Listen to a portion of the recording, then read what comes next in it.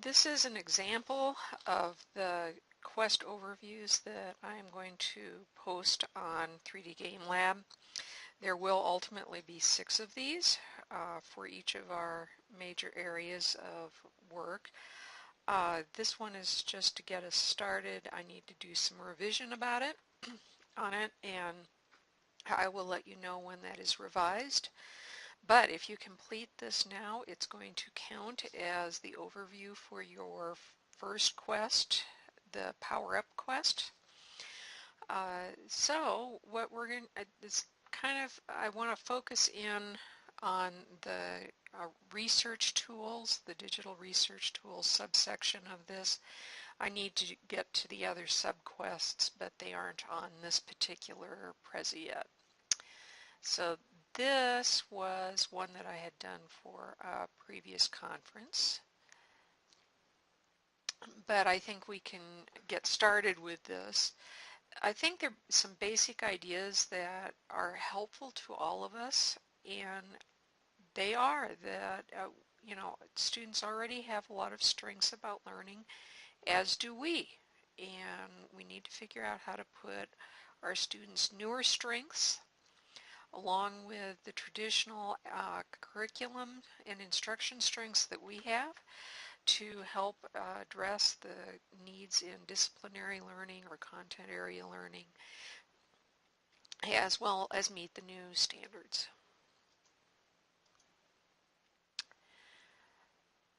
So I want to go first to the research and synthesis strategies. And I'm sorry I can't make this really big.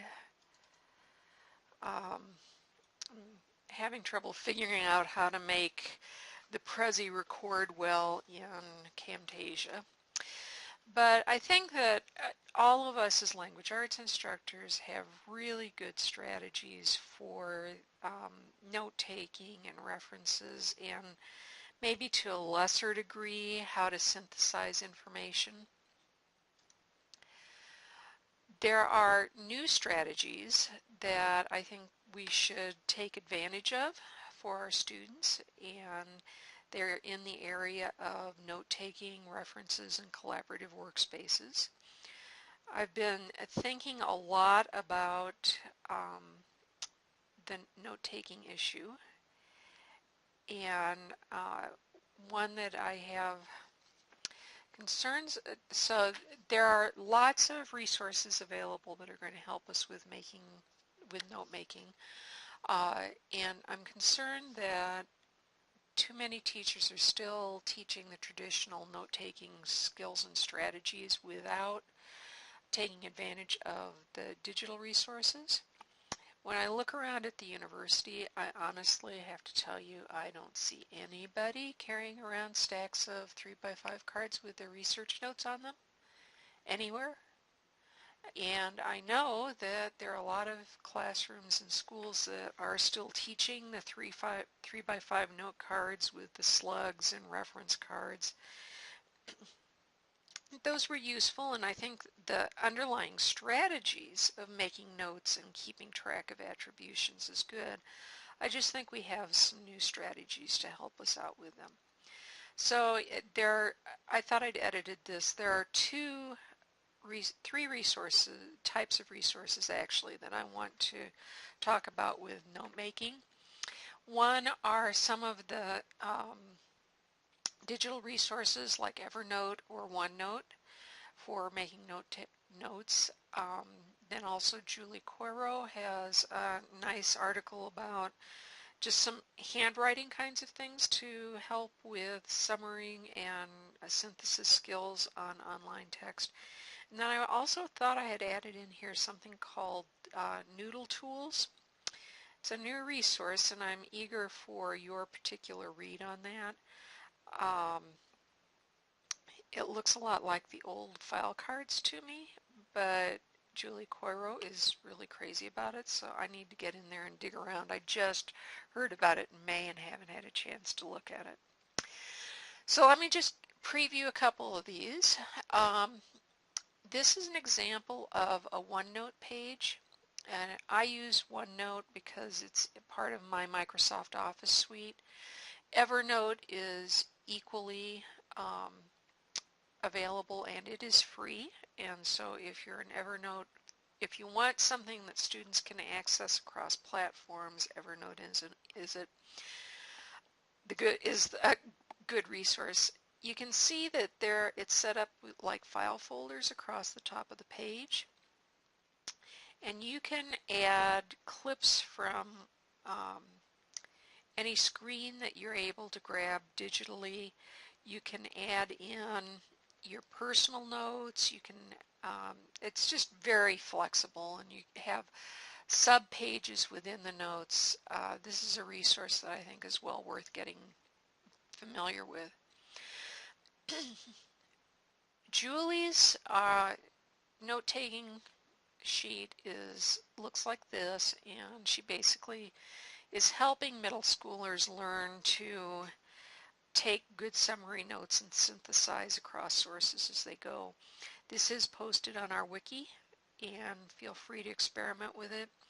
I have not been quite as successful with it as Julie has, and when I talked with her about it, she says she thinks that I just need to give more attention to synthesis. Okay, the second set of references kind of overlap. I mean, we're beginning to see a lot of things where we can't draw firm lines.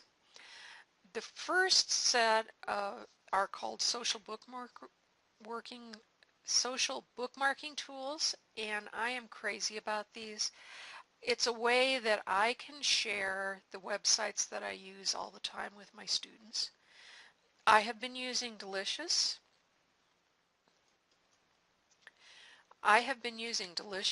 Because it's just what I started with. This particular Delicious stack is one that a graduate student is using in her classroom. You might recognize Megan if you know her. Her school is almost all digitally based. They don't really have textbooks. And so as she was studying various units, she set up different stacks, and the stacks idea has gone away in Delicious.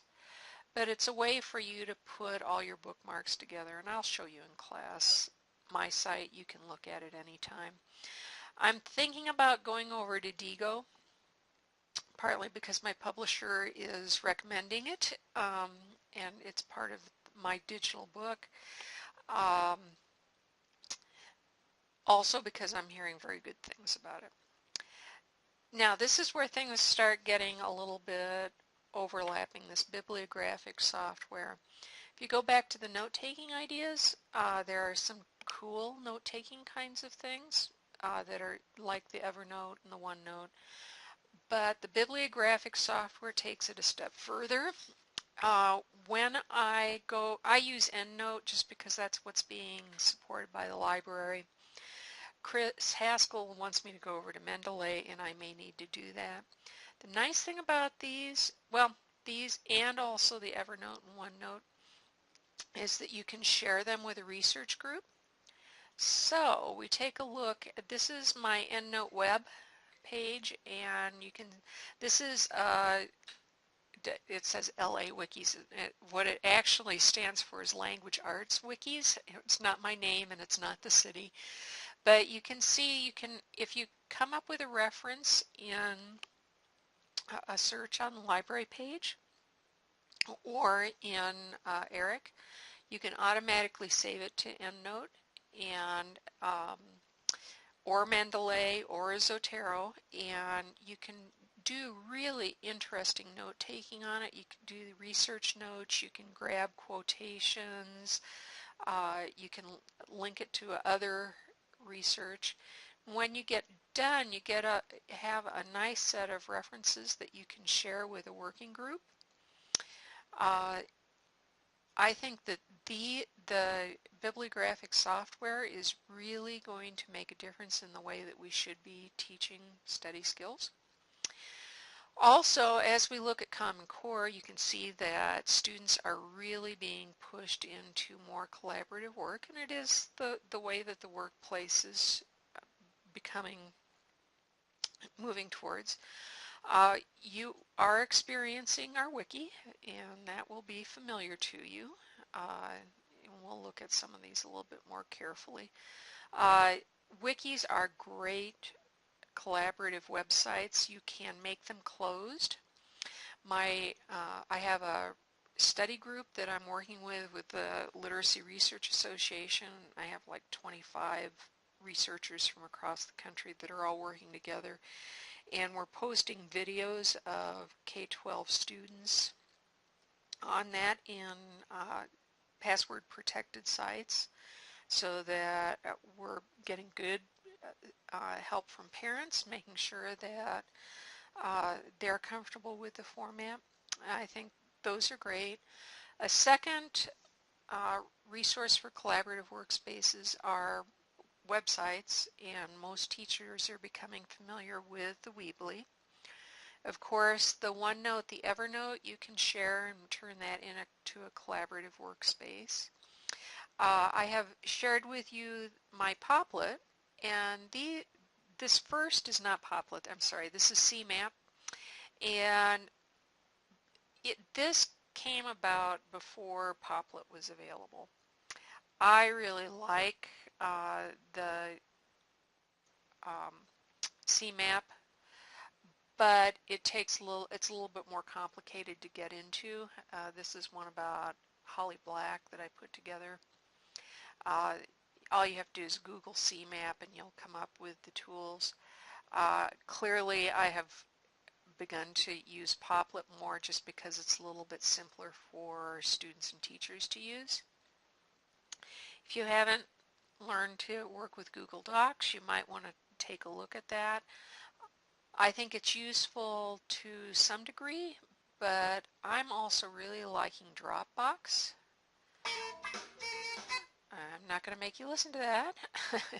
So here's an example of my Dropbox folder, and you can see that I have lots of folders within that. And so like for my undergraduate diagnosis and assessment class, they put all of their lesson plans and their reports in there, and everybody who has permission to, also videos and audios, and everybody that is listed as a user on that folder has access to them or to particular subfolders so that you can keep things private. So like in this particular, this is opening up the 343 from a year ago.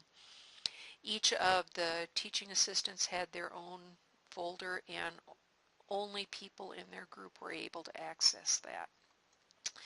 In some ways, I like the Dropbox better than I do the shared Google Docs, because what happens is that you can track changes and you don't have to change font, and then I'm just a big fan of track changes, and if you haven't learned to use that, we'll look at it in a different section. Okay, so I've gone on long enough. This is the type of overview I'll be doing for each of the quest chains. You will need to view this and indicate that you have completed it before the other chains will open up.